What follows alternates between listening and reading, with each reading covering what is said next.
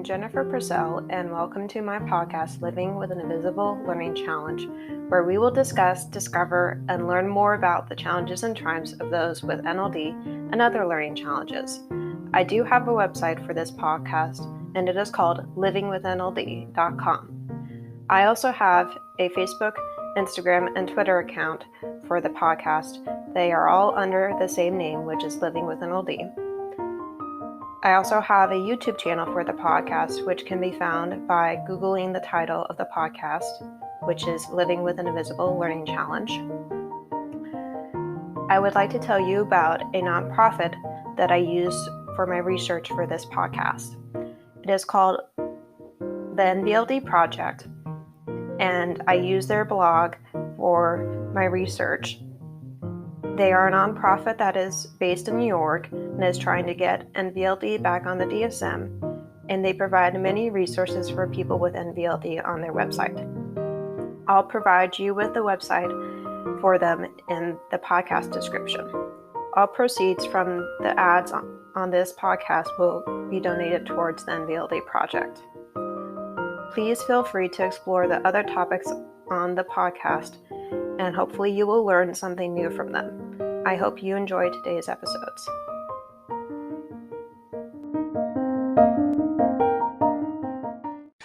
Good morning, and I hope you are enjoying the new podcasts that I created, which again, if you haven't heard of them, one of them is called Shiro, Be Your Own Hero, and that one was about heroism and inspiring yourself to be your own hero in your life instead of trying to look for others to be your hero or mentors. And then the second one is called Think Out for Your Imagination, and that one is about the imagination I had when I was growing up and how I imagined that I could fold up my house into pocket size and take it with me wherever I wanted. And then the next one is Chats, Barks, and Growls, Combos with Your Pet. That one is probably the most fun one because I get to do my voice. And I get to do Truffle's voice. And just, tell you what I think dogs think throughout the day and what they think about their owners. So that one's fun for me. I also want to mention to you that I just launched my podcast swag on Wednesday of this week and have a page for it on my website, and I will also send you the link to it in the podcast description, and I will also send it to you in the newsletter that I usually send out on Fridays. I am now selling t-shirts, water bottles, and a backpack, and they all have the podcast logo and title on it and the tagline. So I'm looking forward to watching the sales and seeing who buys them and spreading the word more about my podcast. And today I am very excited to announce that BetterHelp is now sponsoring this podcast. I have had 7 years of therapy, so I know it can help change your life if you not only let it, but work on the personal goals that you set with your therapist. Without a healthy mind, being truly happy and at peace is hard. The good news is therapy works. But what is therapy exactly? It's whatever you want it to be. Maybe you're not feeling motivated right now and would like some tools to help. Or maybe you're feeling insecure in relationships at work, not dealing well with stress. Whatever you need, it's time to stop being ashamed of normal human struggles and start feeling better because you deserve to be happy. And now you don't have to worry about finding an in-person therapist near you to help. BetterHelp is customized online therapy that offers video, phone, and even live chat sessions with your therapist, so you don't have to see anyone on camera if you don't want to. It's more affordable than in-person therapy, and you can start communicating with your therapist in under 48 hours. Join the millions of people who are seeing what online therapy is really about. It's always a good time to invest in yourself because you are the greatest asset. And special offering to listeners of Living with an Invisible Learning Challenge. You can get 10% off your first month of professional therapy at betterhelp.com slash, I'll put in the link in the podcast description for you. That's BetterHelp, HELEP. Thanks again to BetterHelp for sponsoring this podcast. Happy Friday and good morning or good afternoon to you from wherever you're listening from. I would like to do this episode on chronic migraine management and its connection to NLD and neurodiversity. So I have done a couple episodes on my chronic migraine condition, but it's been a while since I updated you on it. The last two episodes I did were, the last several episodes were 27, 43, 69, 70, 73, 80, 81, 83, and 94, etc. Please review those if you want more details from the beginning of my journey. This one will be an update from the last one. So since we last talked about this condition, I have some success with my new prescriptions, Ajovy, Neurotech, CBD gummies, and acupuncture. And NVLD to add onto that. Again, I'll say why they helped me and how. Also, I mentioned when they stopped helping me as much as they used to. When I started on the journey of managing my migraines 8 years ago in college, I didn't know what they were. I thought that they were just headaches and that they would disappear once I graduated. Little did I know I was wrong. I didn't know they were migraines until I continued to have them after graduation. This is what led me to go through a series of exams, MRIs, and getting a neurologist. I'm glad I did those tests, even if they didn't say why I have migraines. I know that I have them because NLD adds more emotional and physical stress to my life. It is frustrating, and I can't get my doctors to understand this connection. Maybe I will be able to someday when there's more research behind neurodivergence with migraines. I also know that my life would be like this forever. I hope. I'm sick and tired of having them suck the joy, happiness, enjoyment, and fun out of my life. So Ajovy helped me from August of last year to November of this year. I still use it, I did use it to help reduce the frequency and intensity, but not consistently doing so. I just started trying Emgality this month, and I hope it will help more than Ajovy did. I do these injections monthly. Yes, it does feel uncomfortable when I do them, but it's worth it because they do help my head feel almost pain-free sometimes. Neurotech is a pill I take, which does help manage my migraines in between my injections because sometimes my injections don't really work well. And I think my body metabolizes the things too quickly sometimes, and it gets used to things helping for a little bit and then not helping anymore.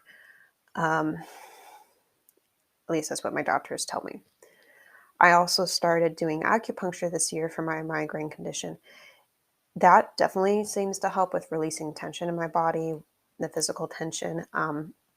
There have been a few times where I had to reschedule my appointment to have it a week later, and that was hard to get through that week without it. And then the other thing that my acupuncturist turned me on to was the CBD gummies that I can put the name brand in the description for you because even if you don't have migraines, they'll help you sleep better. Um, and Also, something that helps me sleep better is a podcast called Sleepy, which the host, Otis, he reads bedtime stories to you to help you fall asleep. And I really like listening to those. And I do that every night. And if I wake up in the middle of the night, I put one on to help me fall back to sleep. I also use hot showers to help relax my head.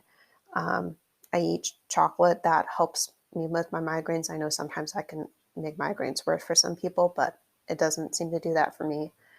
And I put peppermint oil on my pressure points on my face, like my temples and my jawline and behind my ear, which seems to help as well. And I love the smell of it.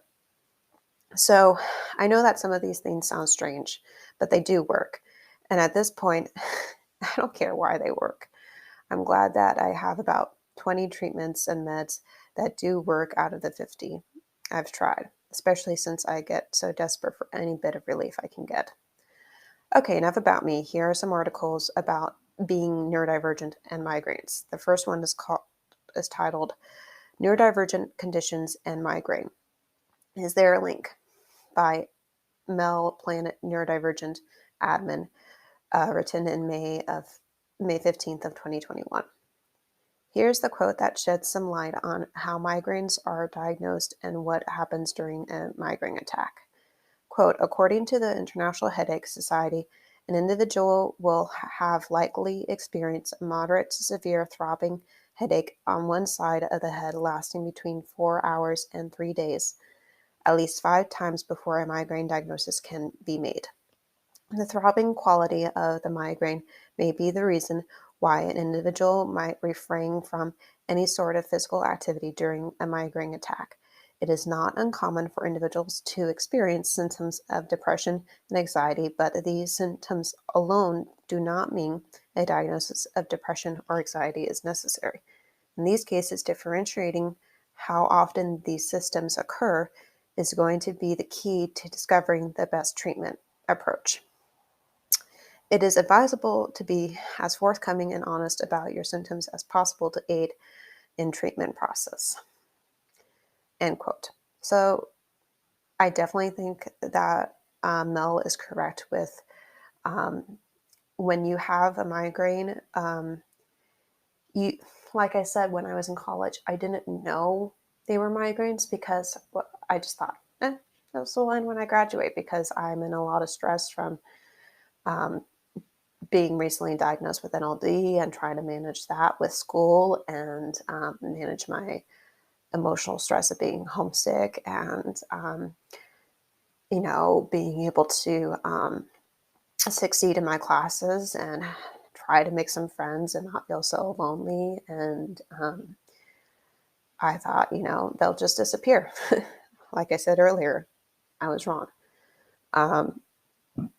Excuse me. So that's why I was really honest with my neurologist when I talked to him about what I was going through, because I knew if I did that, it would be easier for him to diagnose the migraines and be able to help prescribe some medication that would help me. So the next article is, oh, sorry, this is the same.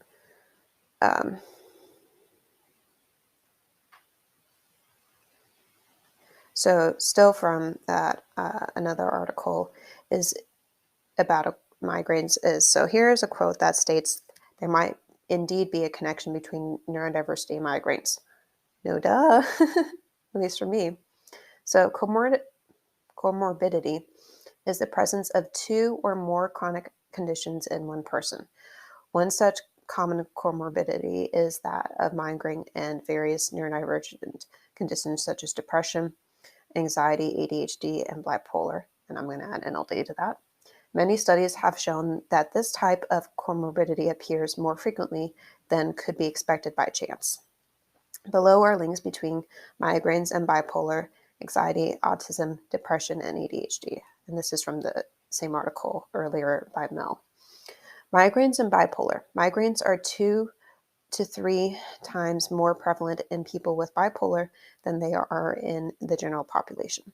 It is suggested that both bipolar and migraines originate from common genes. Bipolar 2 is a particularly common occurrence in people who experience migraine.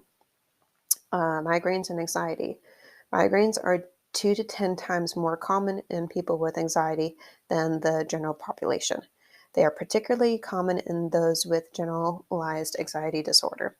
Migraines and autism. Autism has been linked to an increased prevalence of migraines, particularly migraine with aurora.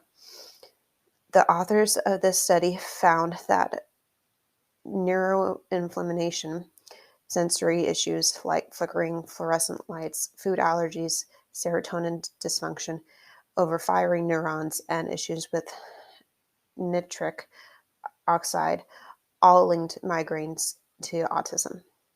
Migraines and depression. Migraine has been noted to occur frequently in those with depression, particularly females with severe depression. Migraine with aurora is the most common type of migraine associated with depression. Migraines and ADHD. Migraine with aurora is also commonly found in those with ADHD, attributed to both genetic and environmental factors. This is most frequently found in the female population, particularly as they age and reach menopause. The authors of this study note that being males protects against migraine.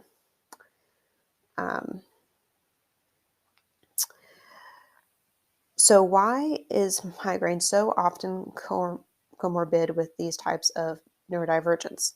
One possible explanation is a lack of specific chemicals in the brain, such as serotonin or magnesium. This can sometimes be remedied or controlled with proper medications. Migraine and sensory processing issues. I have that. Another potential answer comes in form of sensory processing issues. Since we're still unclear on an exact cause of why migraines occur in the first place, figuring out why they so often occur in neurodivergent individuals is difficult. One trait that most of these forms of neurodivergence have in common is difficulties with processing sensory stimuli. These difficulties can manifest as sensitivity to light, sound, pain, or any number of ways, and may account for why or when a headache response is triggered by a bright light or loud noise. We feel that pain more intensely and for longer periods of time. To be clear, not all individuals with migraines also have a comorbid condition, and not all individuals with some form of neurodivergence will experience migraines. It just so happens that they frequently occur together, and I, for one, am interested in seeing how researchers can go about studying this phenomenon in the future. That was from the article. The first one. So I think that's definitely good that there is an article out there that is trying to see the connection between migraines and neurodivergence, because I know about 20 people who have NLD and have either chronic or episodic migraines. And I know somebody who has ADHD and NLD, and she did have migraines, but she was able to get rid of them by cutting out gluten and dairy in her diet. And I also know a male who has ADHD and had migraines, and he doesn't have them as often because of finding prescriptions that work for him and medication. I hope to someday to be at that point. I'm still experimenting with what works for me best. So the second article is titled Autism and Migraine, an Unexplored Association by Luigi Vetri. Quote, both people with autism and people with migraine share an atypical sensory processing. Hyper and hyposensory reactivity can combine differently across individuals with ASD. It can range from mild to severe forms. It can be visible early in development and persist in adulthood. Sensory processing modalities seem to have a double impairment both in the registration and modulation of sensory stimuli. So I definitely think that Luigi was touching on something there where the processing challenges with people with autism, ADHD, and NLD, and other learning difficulties as well, might be the cause of some of the migraines, because if you think about it, if it takes longer for your brain to process information because it's harder to understand it, that might make your head hurt, because it's like, why does this not make sense to me? And your brain is trying to understand that and trying to help you learn it. And if it's not successful in doing so, that might be the reason you have a migraine. Or I could be wrong with that. That's just a theory I have. So the third article is titled "The Connection Between ADHD and Migraines" from Chad. The section below explains the connection between migraines and ADHD. Why do migraines and ADHD co-occur? This is from the article. Researchers have proposed several theories about why people diagnosed with ADHD seem more likely to have migraine or headaches. Women tend to experience migraines more often than men, which leads some researchers to point towards hormonal fluctuations. Migraines may also be associated with mood and anxiety disorders. Other researchers suggest the headaches may cause more distractibility and irritation, especially in children with a short attention span, or that a separate disorder underlies both conditions.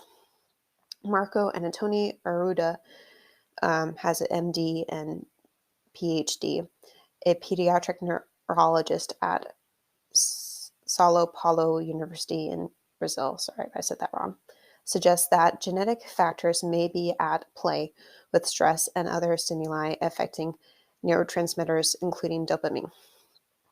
When attending children with headaches, says Dr. Aruda, clinicians should explore school performance, absenteeism, and mental health, especially symptoms such as inattention, hyperactivity, and impulsivity, in order to make a correct diagnosis. Children who have ADHD and experience migraines tend to have greater learning and social challenges than their peers. Early diagnosis and treatment may improve school performance and the child's well-being.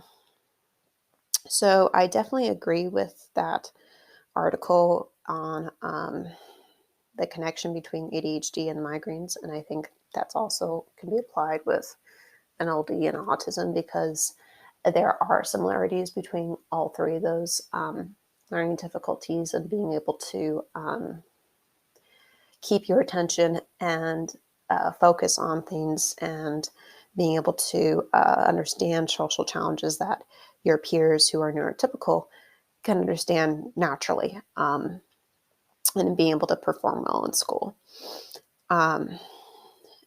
So here's a quote that explains the difference between headaches and migraines, because there's a difference. Headaches versus migraines. Some people may experience headaches when trying a new ADHD medication. For most, these are mild and will soon cease as your body adjusts to the medication. If headaches continue, it's important to discuss them with your prescriber. Medication-related headaches typically are not migraines and are usually manageable through actions such as having something small to eat just before or when you are taking a medication. Migraines, in contrast, are a neurological disorder with symptoms that interfere with daily life. Most people affected by migraines have attacks once or twice a month, although some have many more, like me. Migraines tend to occur on one side of the head and frequently have one or more symptoms: visual disturbances, nausea, vomiting, dizziness, extreme sensitivity to sound, light, touch, and smell, tingling or numbness in the extremities or face. So Definitely can relate to that because I've been on a 9-week roller coaster of migraine where I have them daily, um, of course, at varying intensity, pain intensity. But uh, both today and yesterday, it's definitely more mild than it has been. Where the worst was, it felt like a hammer hit my head, and I'm not joking with that, or exaggerating. Um, and sometimes that doesn't go away, and sometimes I feel that when I need to sleep, so I take one of my medications to help, or I do some deep breathing, or I try to use some hot shower or heat to help calm my head down. Also, ibuprofen helps, at least taking the edge off to help me sleep. Um, so the next uh, thing I want to share is what can you do about migraines and the triggers. So many people who have migraines learn about their triggers, which are events or conditions that bring on those headaches. Triggers can vary for each person, and something that triggers a migraine for one person doesn't always act as a trigger for another. You may want to avoid, where possible, some of these common triggers. One, a change in sleep patterns, skipping meals or fasting, dehydration, alcohol, over excretion, exercise, or stress. Um, Strong smells, fluorescent or bright lights, smoke, pollution, altitude, air pressure, changes like those that occur in an airplane, or motion sickness.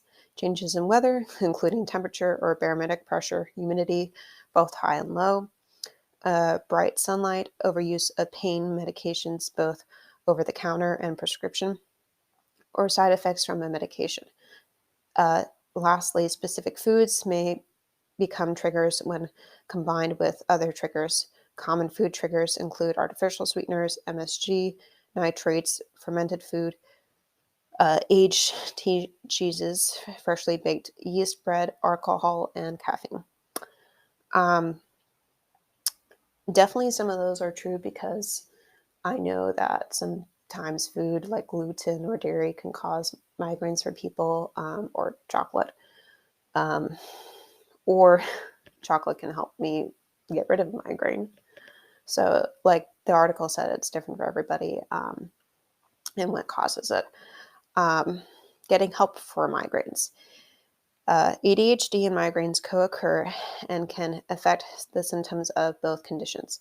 It is important to work with qualified and licensed health care providers who can conduct an evaluation for both conditions. Keep in mind that more than one professional may be needed for these evaluations. For an evaluation of migraines, a certified headache specialist or comprehensive headache center that uses a collaborative approach to treatment can work with your healthcare provider who is focused on ADHD or the other learning challenges that you have. This will allow the professionals to coordinate a treatment plan tailored to your needs. For more information and to find healthcare professionals who diagnose and treat ADHD, migraine facts, migraine research, foundations, resources. So, as usual, I will put the links for the articles in the podcast description so you can go and read them more if you want to. I hoped that this episode helped you understand migraines and the connection to neurodivergence better, whether you are neurodivergent or not, or whether you know somebody who is, and being able to help provide more resources for them. So happy Friday, and I hope that you learned something new today. And today I am very excited to announce that BetterHelp is now sponsoring this podcast. I have had 7 years of therapy, so I know it can help change your life if you not only let it, but work on the personal goals that you set with your therapist. Without a healthy mind, being truly happy and at peace is hard. The good news is therapy works. But what is therapy exactly? It's whatever you want it to be. Maybe you're not feeling motivated right now and would like some tools to help. Or maybe you're feeling insecure in relationships at work, not dealing well with stress. Whatever you need, it's time to stop being ashamed of normal human struggles and start feeling better because you deserve to be happy.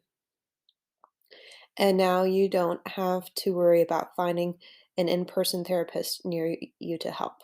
BetterHelp is customized online therapy that offers video, phone, and even live chat sessions with your therapist.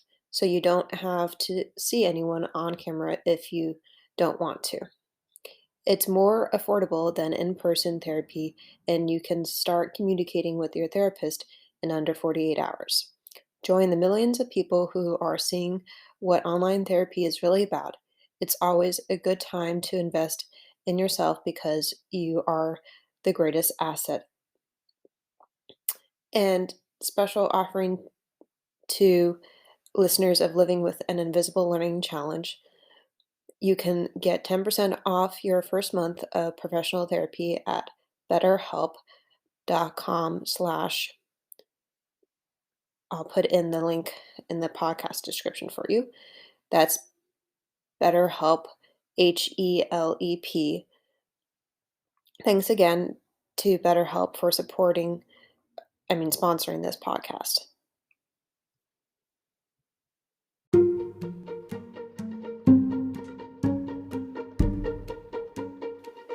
As I wrap up, there are some things I would like to share with you, my audience.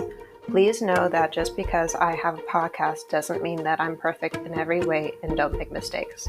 I make them every day and try to learn from them. I hope that this podcast helps you feel included, not alone, inspired, safe, and encouraged to make your life a little easier for you every day or chance you have the opportunity to. I would like to hear from you, especially if you have topics that you would like to know more about relating to NLD. I know I'm not an expert, but I do know I have the living experience of having it. Also, please email me if you would want to be interviewed on this podcast or if you need support with something related to NLD. I'm always happy to help in any way I can. I hope you enjoyed today's episode, and I will talk to you next Friday.